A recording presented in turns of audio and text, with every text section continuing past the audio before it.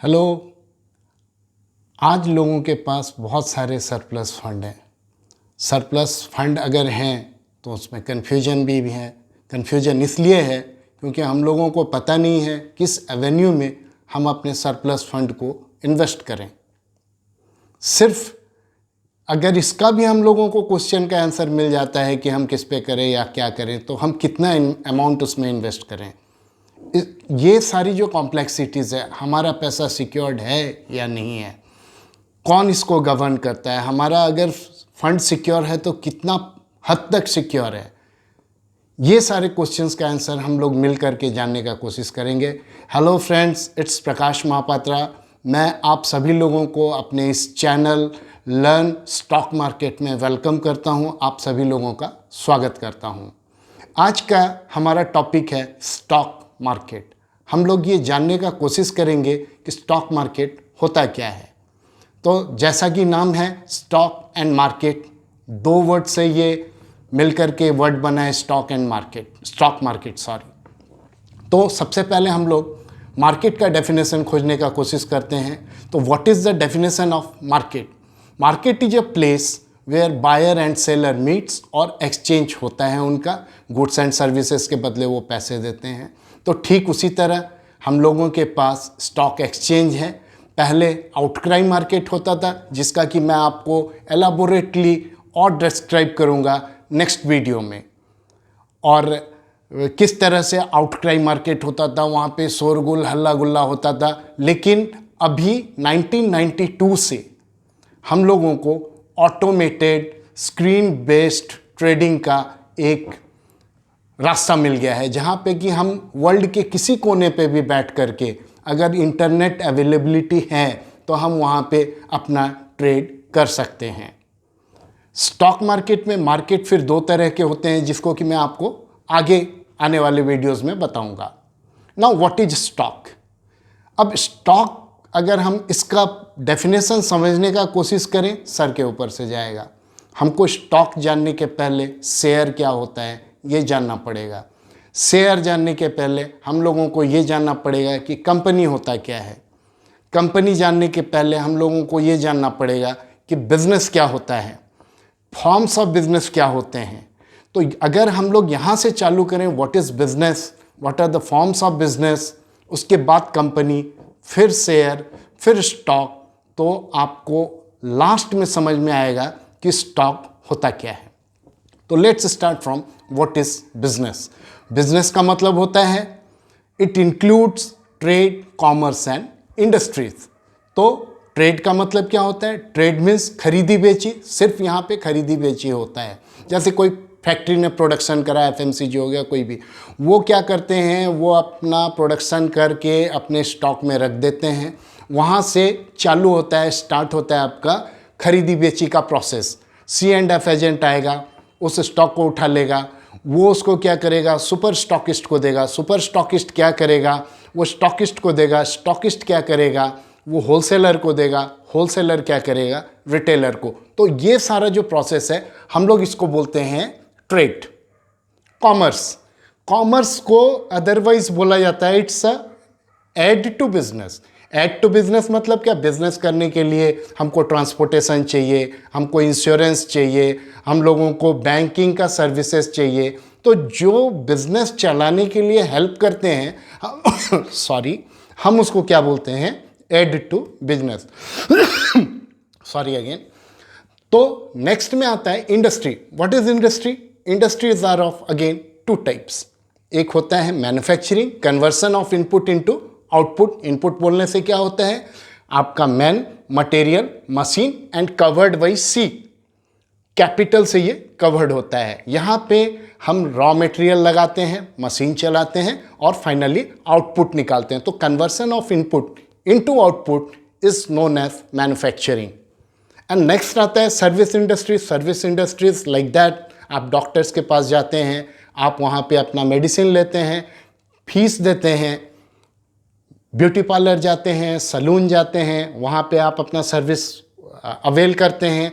आपका नेक्स्ट में आता है लॉयर हैं, चार्टर्ड अकाउंटेंट हैं, कॉस्ट अकाउंटेंट हैं। इन लोगों को जो कैटेगराइज करा गया है, इसको हम बोलते हैं service industries. Now forms of business. Forms of business क्या है? फॉर्म्स 3 फॉर्म में ही आपका बिजनेस होता है। सबसे पहला है सोल प्रोप्राइटरशिप, सेकेंड में है पार्टनरशिप एंड थर्ड में है कंपनीज। तो हम लोगों का जो फर्स्ट है sole proprietorship, one man show, management इनकी रहेगी, ओनरशिप भी इनका रहेगा, जितना प्रॉफिट्स है उन्हीं का रहेगा। सेकेंड में आता है व्हाट इज पार्टनरशिप। पार्टनरशिप में क्या होता है? ओनरशिप बहुत लोगों का रहेगा, लेकिन मैनेजमेंट हो भी सकता है, नहीं भी हो सकता है, सारे लोगों का। जो पार्टनर्स हैं, कुछ लोग उसमें एक्टिवली पार्टिसिपेट कर सकते हैं या फिर एक्टिवली पार्टिसिपेट नहीं भी कर सकते हैं। नेक्स्ट आता है व्हाट इज कंपनी।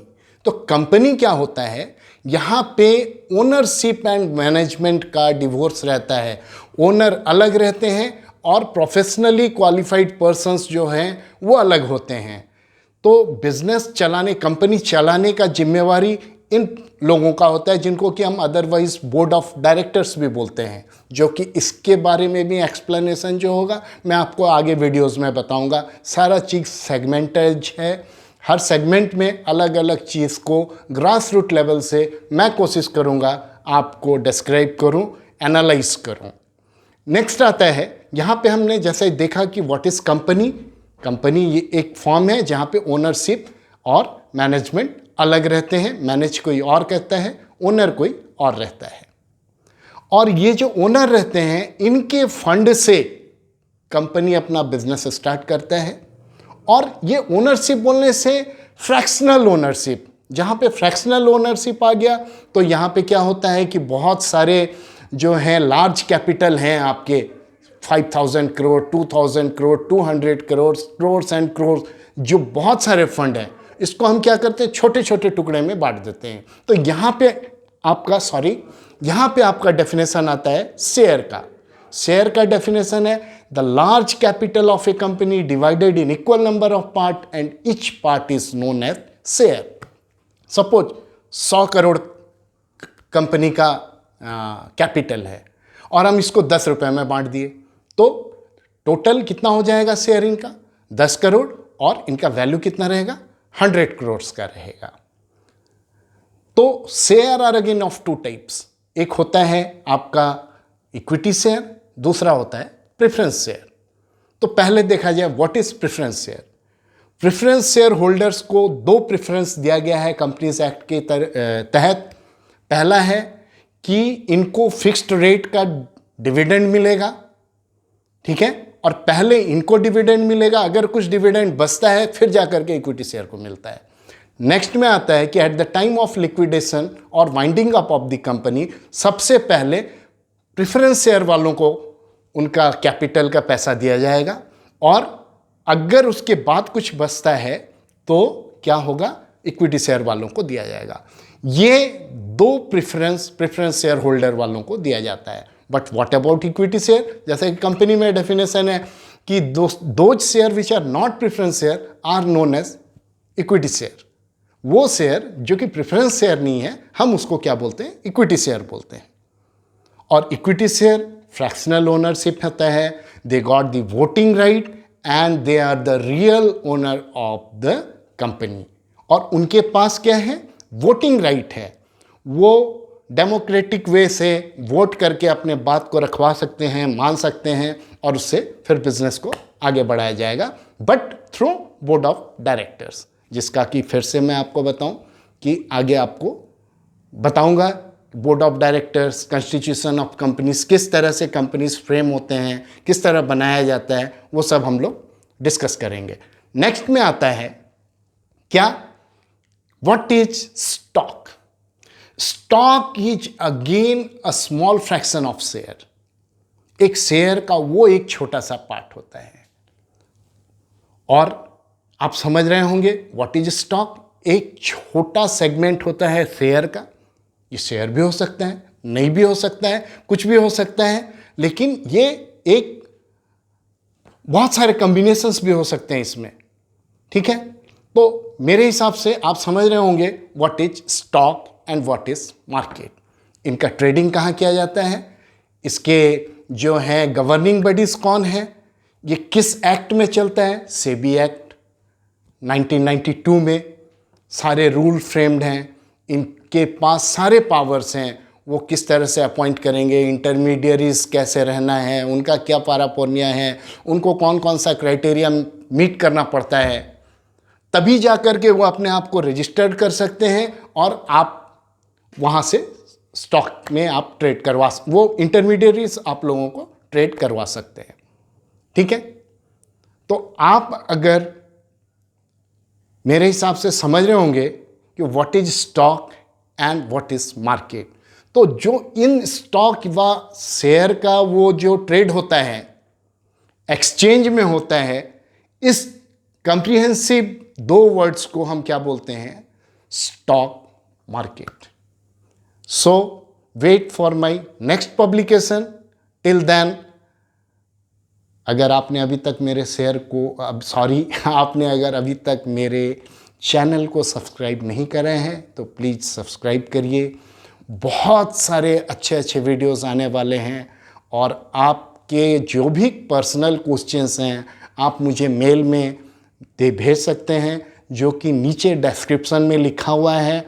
मेरा एक ब्लॉग लिखता हूँ मैं, ब्लॉग में और डिटेल्स में जो कुछ भी बोल रहा हूँ वो सारा लिखा हुआ है। Till then, thank you. Bye-bye.